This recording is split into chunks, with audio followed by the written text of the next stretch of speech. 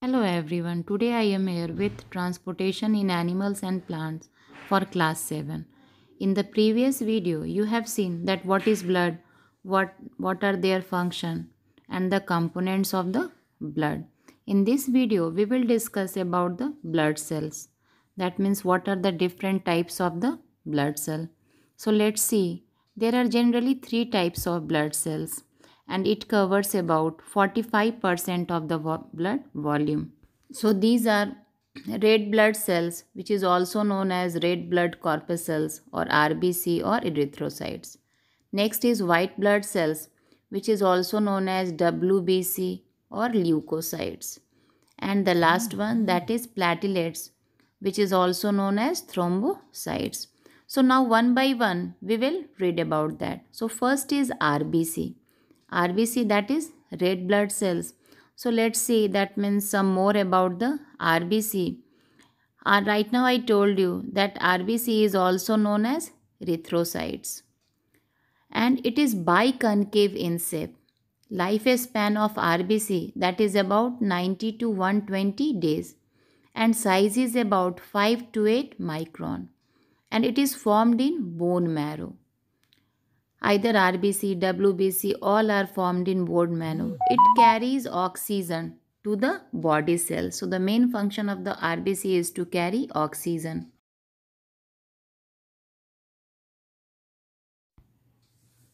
It is red in color due to the presence of the red pigment called hemoglobin. Hemoglobin actually made up of two words, heme and globin.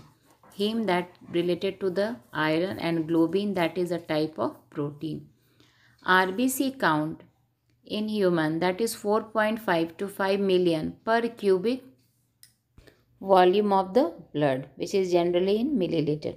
Next is in mammalian RBC, nucleus is not present. That means nucleus is absent in mammalian RBC.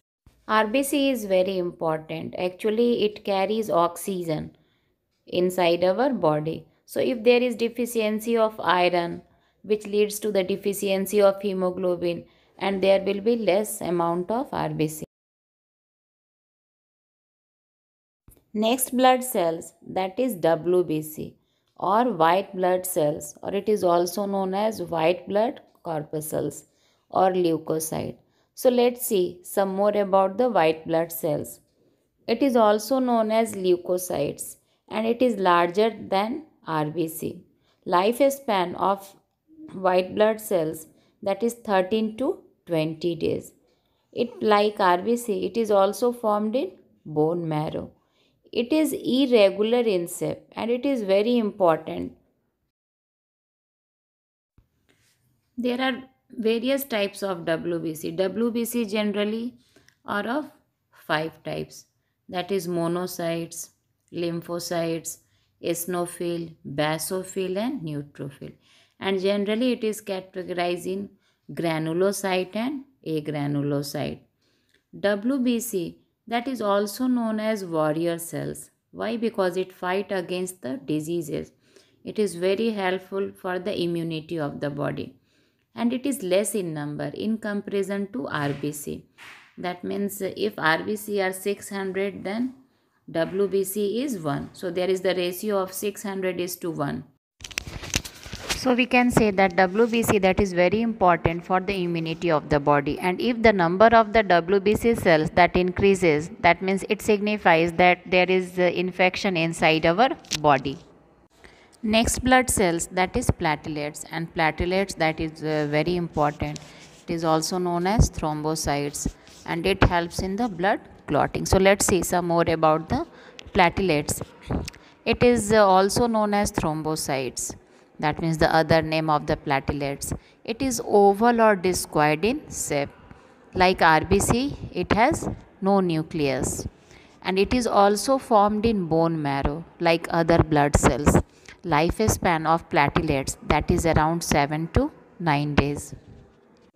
Platelets count in human, that is around 1,50,000 to 4,50,000, that is per cubic volume of the blood, and it may varies in male and female. Actually, generally in female there is less count of number of platelets and RBC also, the major function of the platelets that helps in blood clotting. So if any wound or injury occurs, so platelets plays a very important role in recovering that.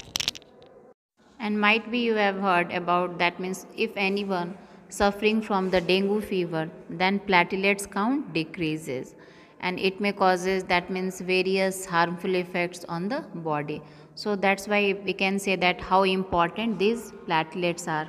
Not only the platelets, that means all the components of the blood, that is important. So I think whatever the topic that is discussed, that should be clear to you. Thank you, students.